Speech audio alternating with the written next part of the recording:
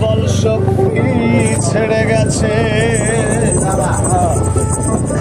এই জীবনটা হেরে গেছে সময়ের কাছে।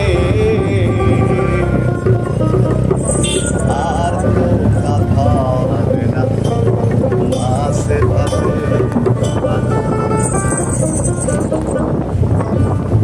আর তো কাজ হবে না মাসে ভাতে।